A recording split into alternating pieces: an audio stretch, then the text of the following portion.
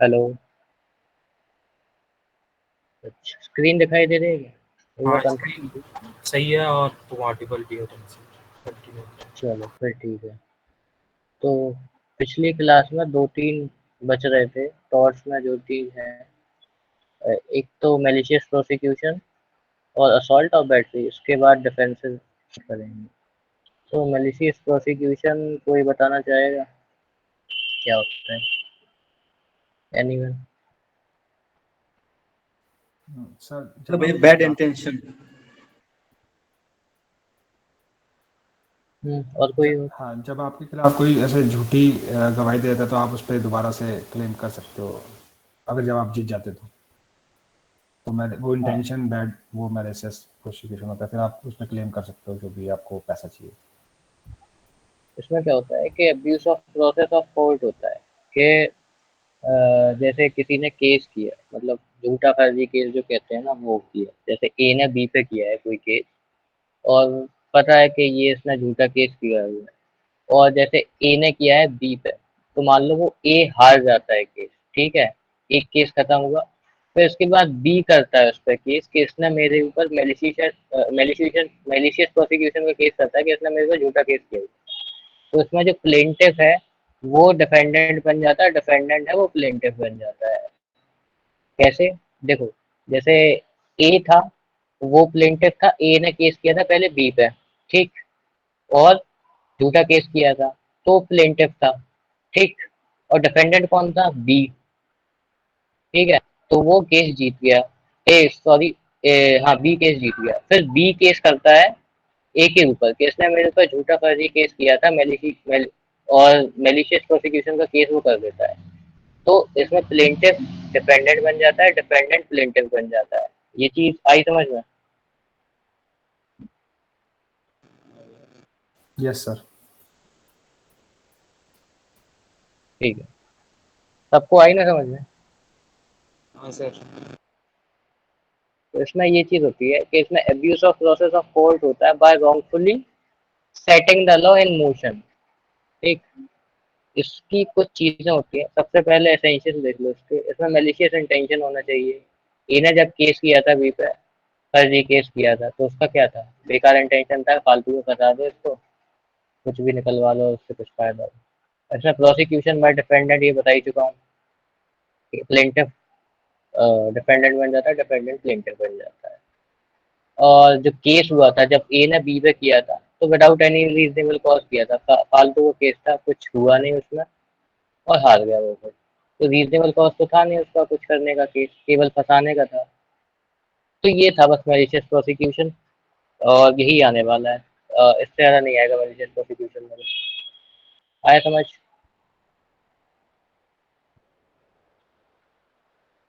Yes sir.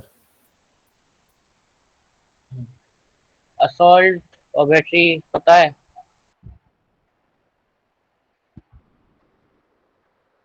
बताओ कोई। पे फोर्सफुली अटैक कर देना। असॉल्ट या बैटरी, अलग अलग बैटरी चीज़ें हैं। बैटरी बैटरी होता है, सॉल्ट सर बस डरा। किसी को सर डराना। हम्म, ठीक है। ये क्या है, असॉल्ट है या बैटरी है डराना? सर किसी को थप्पड़ दिखाना असॉल्ट है और उससे मतलब भाई जब तक फिजिकली कांटेक्ट ना हो और से ऑफिशियली कांटेक्ट हो जाए तो फिर बैटरी। अच्छा ठीक है, जैसे नहीं बोलना, आवाज़ तो थोड़ी क्लियर नहीं है। असॉल्ट में होता है an attempt to threat to do a corporal hurt, ठीक है। मैं अगर आपको फिस्ट दिखा रहा हूँ कि मैं आपको मार दूंगा, ठीक है, तो ये हो गया असॉल्ट, ठीक है। और वहीं अगर मैं मार दूं आपको, सच में मार दूं एक झापड़, तो ये हो गया बैटरी, ठीक है। अब इसमें जरूरी नहीं कि इसमें, अच्छा ये बताओ, बैटरी के लिए असॉल्ट होना जरूरी है या फिर बैटरी ऐसे ही हो सकती है बिना असॉल्ट के? सर सर बिना सॉल्ट के भी हो सकती है। हो सकती है सर। हम्म, देखो, जैसे मैं दिखाऊं फिस्ट, तो ये हो गया असॉल्ट, और आपको इसमें एक्चुअली थ्रेट हो रहा है कि हाँ ये पक्का मार देगा, ठीक, तो ये हो गया असॉल्ट। अब बैटरी, अगर मैं, आप पीठ पीछे खड़ के रहे हो, खड़े हो, और मैं पीछे से आपको मार दूं, तब भी तो बैटरी होगा ना। ठीक है, तो जरूरी नहीं बैटरी में असॉल्ट का होना जरूरी नहीं है। ठीक है, और इसका देखो असॉल्ट में mere words do not amount to assault. अब मैं हंस हंस के आपसे कह रहा हूँ कि हे चलो मैं आप में झापड़ मार दूंगा, हंस हंस के बोल रहा हूँ, तो ये असॉल्ट नहीं होगा। इसमें एक्चुअली आपको थ्रेट होना चाहिए। मैं मजाक में कह रहा हूँ तो ये असॉल्ट नहीं होगा। इसका एक एग्जाम्पल होता है कि जैसे वो ट्रेन वाला एग्जाम्पल आप लोगों ने सबने सुना होगा कि एक बंदा है, वो ट्रेन में ऐसे फिस्ट दिखा के, आप बाहर खड़े हो स्टेशन पे और ट्रेन चल रही है, और जो बंदा है ट्रेन में है वो फिस्ट दिखा रहा है आपको, तो ये असॉल्ट की कैटेगरी में आएगा या फिर नहीं? नहीं आएगा भैया, क्यों नहीं आएगा? क्योंकि भैया वो आपके पास नहीं है, वो तो मतलब चल रहा है। क्योंकि उसे पता नहीं है वो, क्योंकि उसे ये कंफर्मिटी है कि वो उसको नहीं मार सकता है, तो हाँ, इम्पॉसिबल है उसको मारना। उसमें कॉर्पोरल हेल्थ होना इम्पॉसिबल है, मतलब ट्रेन चल रही है और वो बस फिस्ट दिखा रहा है, थ्रेट तो हो नहीं रहा ना आपको, तो ये असॉल्ट नहीं होगा। और बैटरी में ये है कि आपका direct application of physical force होना जरूरी है। ठीक है, सिविल साइड में बैटरी चलती है, मतलब टॉर्च में ही। अ, बस यही है, सिविल सॉरी असॉल्ट और बैटरी, यही आता है इन दोनों में। ये दोनों समझ में आया? आ गया। हम्म। Yes sir. ठीक है, इसके बाद डिफेंसेस समझते हैं। डिफेंसेस थोड़े आते हैं। सबसे मतलब टॉर्च को अगर क्लेम करने के लिए तो दूसरी पार्टी क्लेम करेगी कि डिफेंस लेगी कि ये कोई भी चीज है, इसमें कुछ चीजें आती हैं, चार पांच डिफेंस हैं: voluntary non fit injuria, private defence, plaintiff is the wrong doer, inevitable accident, act of God और स्टैट्यूटरी अथॉरिटी। ये पांच छह हैं डिफेंसेस, इनको पढ़ेंगे। सबसे पहले होता है वॉलंटरी नॉन फिट इंजूरिया। चलो कोई बताओ उसके बारे में क्या है। अगर कोई भी अपने वॉलेंटियरली कहीं पे किसी भी एक्ट में पार्टिसिपेट करता है उस नॉलेज के साथ कि वहाँ पे कोई भी एक्ट कुछ हो सकता है, उसको हार्म हो सकता है, इस नॉलेज के साथ अगर उसको फिर हार्म होता है तो वो फिर जो भी जहाँ भी गया है वो उसके लिए लायबल नहीं होगा। ठीक है, वॉलंटरी नॉन फिट इंजूरिया का बेसिकली मतलब होता है to a willing person it is not a wrong. ठीक, इसका एग्जांपल होता है जैसे पंजी जंपिंग करने जाते हैं, तो सबसे पहले वो लोग बहुत सारा साइन करवाते हैं कि आपको पता है इसमें बहुत खतरा है, आपकी जान भी जा सकती है, 4-5 हज़ार में आपकी जान भी जा सकती है, ये भी बात सत्य है। तो वॉलंटरी नॉन फिट इंजूरिया में वो लोग कहते हैं कि आपको बता रहे हैं कि आपकी जान जा सकती है, आप विलिंगली, आपको पता है कि जान जाएगी, अगर जा सकती है तो आप विलिंगली फिर भी कर रहे हैं इसको मजे के लिए, तो आपकी अगर कुछ होता है आपको नुकसान उसमें, तो वो फिर इसका डिफेंस लेंगे वॉलंटरी नॉन फिट इंजूरिया का। इसको पता था फिर भी इसने ये काम किया, तो ये आ गया वॉलंटरी नॉन फिट इंजूरिया। ये चीज, ये एग्जांपल समझ में आया? वॉलंटरी नॉन फिट इंजूरिया समझ में आया? हाँ भैया आया। हाँ, इसके कुछ एक्सेप्शंस होते हैं। ठीक है, वॉलंटरी नॉन फिट इंजूरिया के सबसे पहला एक्सेप्शन है रेस्क्यू केसेस। जब आप लोग फर्स्ट सेमेस्टर में आओगे तब आप लोग एक केस पढ़ोगे, हिंस वर्सेस हार्वुड। ठीक है, तो उसमें रेस्क्यू केसेस का बताया गया है। रेस्क्यू केस ऐसे होते हैं कि एक हिंस वर्सेस हार्वुड का एग्जांपल लेते हैं कि इसमें घोड़ा था, तो उसने उसको घोड़े को रोड पे छोड़ दिया। ठीक है, अब कोई बच्चा आता है उसको छेड़ देता है मान लो। ठीक है, अब घोड़ा है, वो चलने लगता है रोड पे, ऐसे ही दौड़ने लगता है, तो अब क्या होता है कि वो घोड़ा है, किसी को इंजर भी तो कर सकता है ना, ऐसे ही दौड़ रहा है, उस पर कोई लगाम लगने लगी है, तो कोई एक पुलिस वाला होता है वो उसको रोक देता है, और उसके चक्कर में उसको थोड़ा सा हार्म हो जाता है पुलिस वाले को। ठीक है, तो उसने क्या किया, रेस्क्यू किया सबको, एक जनरल सेंस में बता रहा हूँ, सबको रेस्क्यू किया उसने अदर हार्म होने से बचने के लिए। तो उसको जो हार्म हुआ है ना पुलिस वाले को, तो वो आएगा रेस्क्यू केस स्कीम में। ठीक है, तो अगर वो केस करता है, जो कि केस करेगा, आप लोग फर्स्ट सेमेस्टर में पढ़ोगे, तो उसको कंपनसेशन मिलेगा, फिर वॉलंटरी नॉन फिट इंजूरी का आप डिफेंस नहीं ले सकते। ठीक है, ये चीज समझ में आई? मेनली कोई एग्जांपल नहीं आएगा, बस ये आएगा एग्जाम, मतलब एक्सेप्शंस में कौन कौन आता है। तो सबसे पहले रेस्क्यू केसेस आएगा, ये चीज समझ में आई? Yes sir. फिर दूसरा है ब्रीच ऑफ स्टैट्यूटरी ड्यूटी। ठीक है, इसका एग्जांपल समझो, जैसे कोई कंस्ट्रक्शन कंपनी है, ठीक है, और उसमें ब्रिक्स का काम होता है, ईंटों का काम होता है, ठीक। और उसमें जब आप काम करते हो तो आपको एक प्रॉपर एक गैजेट की जरूरत होती है, जैसे हेलमेट चाहिए, ये सब चाहिए, वो सब चाहिए, ताकि कुछ चीज हो अगर, तो आप दुर्घटना हो तो आप बच सको। अब मान लो जो आपका ओनर है फैक्ट्री का, ठीक है, उसने आपको ना हेलमेट दिया ना कुछ दिया, कुछ भी नहीं दिया, ठीक है, और आपको कुछ हार्म हो जाता है उससे, तो फिर उसकी ब्रीच ऑफ स्टैट्यूटरी ड्यूटी होगी। उसने ब्रीच क्या किया, उसने ना आपको कोई गैजेट दिए प्रॉपर, ना आपको हेलमेट दिया, ना कुछ दिया, ठीक है। अगर आपको हार्म होता है उसमें, तो फिर वो ये डिफेंस नहीं ले पाएगा वॉलंटरी नॉन फिट इंजूरिया का, फिर इसको तो पता था कि यहाँ ब्रिक्स का काम होता है, लगती इंजरी भी हो सकती है, क्योंकि उसने प्रॉपर ड्यू एंड टियर नहीं किया था, उसने अपनी जो स्टैट्यूटरी ड्यूटी है उसको ब्रीच किया, तो वो इसका डिफेंस नहीं ले पाएगा वॉलंटरी नॉन फिट इंजीनियर को, और उसको कंपनसेशन देना पड़ेगा अगर आपको कोई हार्म होता है और आप क्लेम करते हैं, ठीक। ये चीज समझ में आई? Yes sir. ठीक है। फिर आता है तीसरा exception, scienti non fit injuria, ठीक। इसका बेसिकली मतलब होता है knowledge of risk is not equal to consent of risk. अब जैसे मुझे कोई चीज पता है कि इसमें रिस्क है, तो इसका जरूरी नहीं कि मैं कंसेंट दे रहा हूँ कि मेरे को मैं ये चीज कर रहा हूँ, रिस्क ले रहा हूँ, ठीक है। इसका एक सबसे अच्छा एग्जांपल होता है कि राफ्टिंग करने जाते हैं अपन लोग, ठीक है। अब उनकी नेग्लिजेंस से तुमको कोई हार्म होता है, तो राफ्टिंग का तो तुम्हें पता है कि नॉलेज है रिस्क की, कि राफ्टिंग में रिस्क है, जो आपकी बग्गी है या फिर आपकी बोट है, वो पलट भी सकती है ना, तो इसमें लाइफ रिस्क तो है, लेकिन इसका ये मतलब नहीं कि मैं कंसेंट ऑफ रिस्क दे रहा हूँ, ठीक।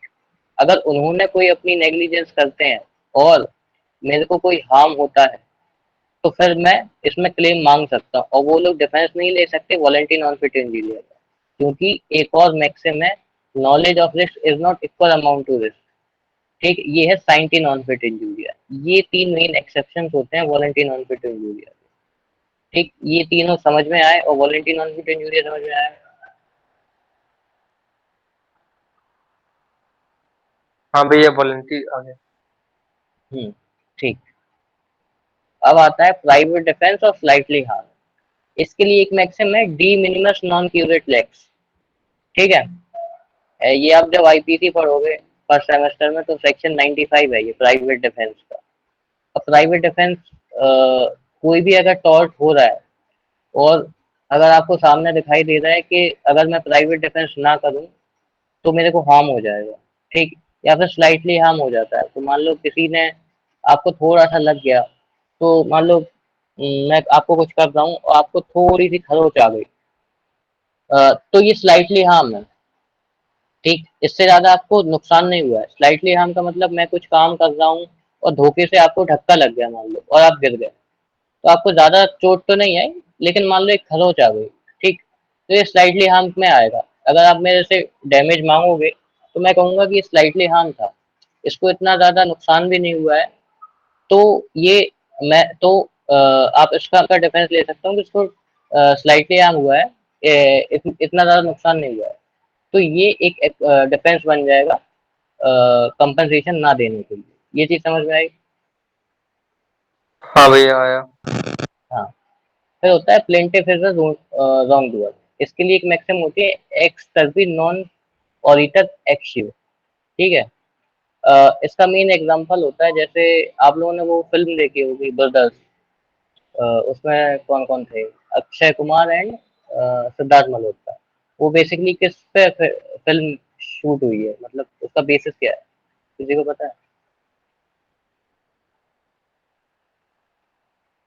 स्ट्रीट फाइट, है ना। अब स्ट्रीट फाइट इंडिया में तो इलीगल है ना।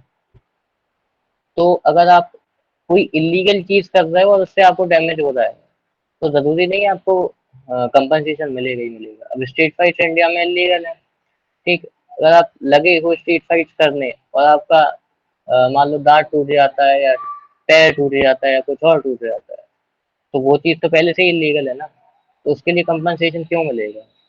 इसलिए आप प्लेंटिफ जो हो ना, उसमें तो आप रॉन्ग डूअर खुद हो ना, चीज समझ में आ रही है ये?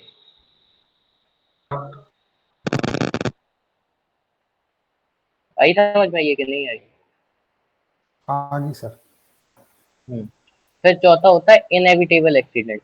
अब इनएविटेबल एक्सीडेंट होता है जो चीज रोकी ना जा सके। इनएविटेबल का मतलब यही होता है कि which can not be stopped, समझे?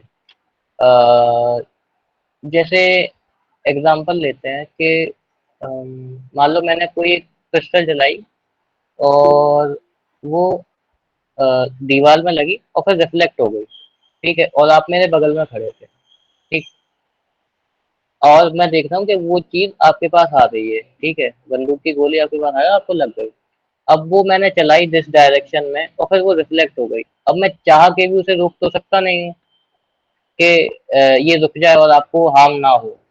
तो वो चीज जिसको रोका ना जा सके वो इनएविटेबल एक्सीडेंट में आ जाता है। मान लो वो किसी पेड़ से टकराती है गोली और फिर रिफ्लेक्ट हो जाती है, फिर आपके पास आती है। तो अब मेरे को पता है कि आ तो रही है, लेकिन मैं चाह कर भी रोक तो सकता नहीं हूँ उसको। तो ये चीज हो गई इनएविटेबल एक्सीडेंट। तो ये भी एक डिफेंस है। ये चीज समझ में आया? मेरे पास 3 नंबर रिपीट कर दो दोबारा, मैसेज डाला है किसी ने। इनएविटेबल एक्सीडेंट, नहीं 3 number, plaintiff is a wrong doer. Plaintiff is a wrong, plaintiff ये जैसे स्ट्रीट फाइट होते हैं इंडिया में, तो वो मान लो कहीं भी होती है इंडिया में, क्या कि कहीं भी स्ट्रीट फाइट हुई तो इंडिया में तो वो इलीगल है ना, ठीक। अब जैसे आप कर रहे हो और मैं कर रहा हूँ स्ट्रीट फाइट, ठीक है, वो पहले से ही इलीगल है, और मैंने आपको इतना मार दिया कि आपका एक पैर टूट गया, एक हाथ टूट गया और एक दांत टूट गया, ठीक है। तो आप मेरे ऊपर ये कंपनसेशन नहीं मांग सकते कि इसने मेरा ये सब कर दिया, क्योंकि मेरे पास ये डिफेंस होगा, क्योंकि प्लेंटिफ जो आप थे ना उसमें, वो खुद आप रॉन्ग डूअर थे, क्योंकि वो चीज पहले से ही इलीगल है, स्ट्रीट फाइट पहले से इलीगल है, आपको पता भी है और फिर भी कर रहे हो। तो क्या हुआ, ये तो रॉन्ग डूअर आप खुद हुए ना इसमें। इसके लिए ये मैक्सिम है, एक्सटर की नॉन ऑडिटर एक्सक्यूज। अब आया समझ में? हाँ भैया। हाँ, ठीक। इनएविटेबल सबको आया समझ में? हाँ भैया। हाँ भैया। हाँ, अब आते हैं एक्ट ऑफ गॉड पे। एक्ट ऑफ गॉड वही चीज, इसके लिए एक मैक्सिम है, विश मेजर, VISMAJOR, ठीक है। मतलब कोई भी ऐसी चीज जो रोकी ना जा सके, मतलब नेचुरल सर्कमस्टेंसेस में जो चीज होती है वो चीज रोकी ना जा सके। मान लो कोई मैंने कुआं खोद रखा है अपने जमीन पे, ठीक है। अब वैसे तो वो सब सही चल रहा है, लेकिन एक दिन पानी इतनी ज्यादा बारिश हुई, इतनी ज्यादा बारिश हुई कि वो बह गया, और इतना ज्यादा निकला उसमें से मटेरियल, पानी इतना ज्यादा निकला कि वो मेरे नेबर के में चला गया, ठीक है। तो वो मेरे से डैमेजेस मांगने लगता है, तो मैं इसमें एक डिफेंस ले सकता हूँ, ये एक एक्ट ऑफ गॉड है, ठीक है। अब कोर्ट मुझे भले दे या ना दे, वो फैक्ट्स एंड सर्कमस्टांसेस प्रूव करेंगे, लेकिन मैं इसका डिफेंस लूंगा कि ये एक्ट ऑफ गॉड है। ये ऐसी चीज होनी नहीं थी, लेकिन मान लो फरवरी या फिर अगस्त में बारिश तो होती नहीं है, मान लो मई में बारिश नहीं होती है, ठीक। और आजकल के आप लोग देख रहे हैं ग्लोबल वार्मिंग कितना ज्यादा हो रहा है, और मान लो मई में इतनी ज्यादा बारिश होती है कि जो कुआं है ना उसमें पानी इतना ज्यादा बाहर निकल आता है कि वो मेरे नेबर्स को भी हार्म कर देता है। तो मैं उसमें ये डिफेंस लूंगा कि मई में तो इतनी ज्यादा बारिश होती नहीं है, फिर भी हुई, ठीक। तो ये एक्ट ऑफ गॉड है, ठीक है, ये विश मेजर है। मेरे को पता तो था नहीं, मैंने जानबूझ के किया नहीं, और ये फिर भी चला गया, तो आपको जो डैमेज हुआ है तो वो मैं कंपनसेशन नहीं दूंगा उसके लिए। ये मैं डिफेंस ले सकता हूँ उसके लिए। ये चीज समझ में आई? जी भैया। हाँ भैया। हाँ, फिर छठवां है स्टैट्यूटरी अथॉरिटी, ठीक है। जैसे कल मैंने बताया था न्यूसेंस के लिए, ठीक है।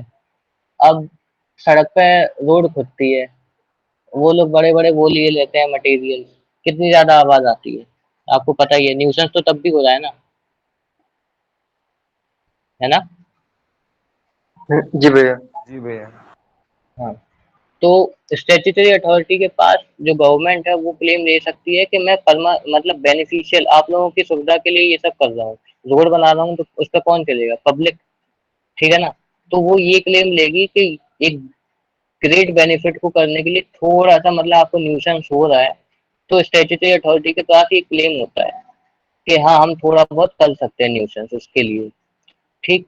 तो वो अगर थोड़े से मान लो 2-3 दिन के लिए आपको आवाज आती रहती है तो उसके उस पर कोई केस नहीं कर सकता, उस पर आप डैमेजेस नहीं ले सकते कि न्यूसेंस हो रहा है इसको बंद करो। तो उसके लिए स्टैट्यूटरी अथॉरिटी के पास डिफेंस है पूरा, यही वाला है, डिफेंसेस में आएगा ये आपके डिफेंसेस थे पूरे पूरे। अब ये बताओ कि इसमें क्या चीज समझ नहीं आई, या फिर परसों वाले लेक्चर में क्या चीज समझ नहीं आई थी। ये पूरा हो गया, या फिर कोई भी जनरल डाउट हो, टॉर्च यहाँ पे कंप्लीट होता है। भैया टॉट खत्म। हाँ टॉर्च यहाँ पे खत्म होता है, इतना ही आना है टॉर्च, टॉर्च में इतना ज़्यादा डीप में नहीं जाना है। ठीक। हाँ ये क्वेश्चन कहाँ से प्रैक्टिस करेंगे? क्वेश्चन के लिए पीडीएफ शायद हम लोग प्रोवाइड करेंगे। आशीष भैया कोई पीडीएफ है क्या? वो शायद है नहीं, वो मना कर गए थे कि मैं मतलब मीटिंग लीव कर दूंगा। अच्छा अच्छा अच्छा ठीक भैया है। क्योंकि प्रीवियस ईयर में बहुत कम क्वेश्चंस पूछा हुआ है। हाँ टॉर्च में, टॉर्च का इतना ज़्यादा आता भी नहीं ना, आप लोग इतना ज़्यादा फोकस करोगे टॉर्च पे या किसी और पे, लिमिटेड चीज़ें आती हैं। आप लोग प्रीवियस ईयर एनालिसिस करिए, उसी में होगा सब कुछ। एक बार आप उसका पैटर्न देखो, टॉर्च इतना ज़्यादा पूछा भी नहीं जाता, मेन चीज़ जो पूछी बहुत जाती है कम बहुत क्वेश्चंस है। बहुत बहुत बेसिक चीज़ें पूछी जाती हैं टॉर्च बहुत के लिए, छोटी छोटी ठीक। चीजें। बहुत छोटी छोटी चीजें पूछी जाएंगी, कोई हाई लेवल केस नहीं आने वाला। बहुत सारा आप लोगों ने यूट्यूब चैनल भी देखे होंगे, बहुत ज्यादा रे पोलेमर, remoteness of damage, nervous shock, ये सब कुछ नहीं पूछा जाता, ठीक। जितना भैया मैंने जो पढ़ा है केस उतना। लॉ भैया जो केस लॉज दिए हुए हैं एपी से मैं पढ़ रही थी, तो उसमें जो केस लॉज दिए हैं वो इम्पोर्टेंट है। नहीं नहीं नहीं आए, नहीं आने वाला। केस लॉज नहीं आप आने जब वाला। सेमेस्टर में आओगे तब पूछा जाएगा। देखो एक्सेप्शन हमेशा होते हैं, हम लोगों के सब में भी हुआ। जैसे पेटेंट वाला वो आया था हम लोगों के 2021, अनएक्सपेक्टेड था। तो कुछ केसेस मतलब ऐसे आ जाते हैं कि जरूरी नहीं कि सबको ही आता है, 100% तो कोई नहीं कर सकता ना। तो बेसिकली आने तो नहीं चाहिए, लेकिन अगर एक आधा आ गया तो उस पर आप 100 केसेस रटने के लिए नहीं बैठ जाएंगे, वो किसी को नहीं आएगा। 400 में 400 नंबर किसी के नहीं आते, ठीक है। ये चीज समझ लो अच्छे से, क्योंकि हमेशा ये नहीं होता है कि 400 में 400 नंबर सबको दे दें। वो कुछ रेयर चीजें बनाई जाती हैं हमेशा, कुछ चीजें, कुछ क्वेश्चन इसलिए डाले जाते हैं कि आप लोग अटेम्प्ट ना ही कर पाए। एनटीए की भी अपनी एक वो है कि हमारी भी औकात देख लो कि आप 400 में 400 नहीं ला सकते, वो उनका एक है। तो एक क्वेश्चन के पीछे आपको 100 केसेस रखने की जरूरत नहीं है, एक आराम से लीव कर देना, कोई नहीं आने वाला अगर हाई लेवल क्वेश्चन आ गया तो, क्योंकि वो एलएलएम के बेसिस का भी पूछ लेते हैं कभी कभी, समझे। तो यही चीज है, और कोई जनरल डाउट होगा तो ये पूछो। सर एक बार कल वाली और ये वाली पीडीएफ शेयर कर देना। हाँ वो मैं शेयर कर दूंगा आपको। और भैया आपने तो रिटन वाला नहीं सेंड किया है, ऐसा रिटर्न लिखा वाला लिखा, मैं, बिकॉज ये मेरी पहली क्लास है, मैं पिछली क्लास छूट गई थी। वो रिकॉर्डिंग आपको अवेलेबल हो जाएगी, शायद आशीष भैया कह रहे थे कि रिकॉर्डिंग अवेलेबल हो जाएगी, तो आप कर लीजिएगा उससे, हम्म। मतलब वो देख लेना तो नहीं भैया हो जाएगा। पीडीएफ सेंड कर दीजिएगा ना, तो कर लूंगी, मैंने एक्चुअली टॉट पढ़ लिया है अच्छा अच्छा मंथ ठीक में। ठीक, मैं पीडीएफ शेयर कर दूंगा। पीडीएफ पीडीएफ दे भी, दीजिएगा क्योंकि मेरे पास अच्छे नोट्स नहीं है, ओके मैं मैं बुक दे से दूंगा। पढ़ी थी। ओके, और किसी का कोई भी डाउट हो पीडीएफ में शेयर कर दूंगा। नहीं सर कोई डाउट नहीं है। तो फिर एंड करें, हाँ या फिर भैया। कोई भी जनरल डाउट हो। नेक्स्ट क्लास किसकी रहेगी? नेक्स्ट क्लास शायद आपकी फैमिली की रहेगी, बन चुकी है पीपीटी। सर एक चीज बता दीजिए, कल आपने एक हाँ लाइन बोली थी Reynold defence is a defamation, ये मेरे को थोड़ा क्या? आपने एक लाइन बोली थी बीच में, Reynold defence is a defamation, ये क्या था मतलब? ये रेनोल्ड, रेनॉल्ड, देखो वो डिटेल में मत जाना उसके हाँ में। डिटेल में नहीं, बस ऐसे ही थोड़ा सा कि ये रटने के लिए मतलब कैसा क्वेश्चन आएगा ये।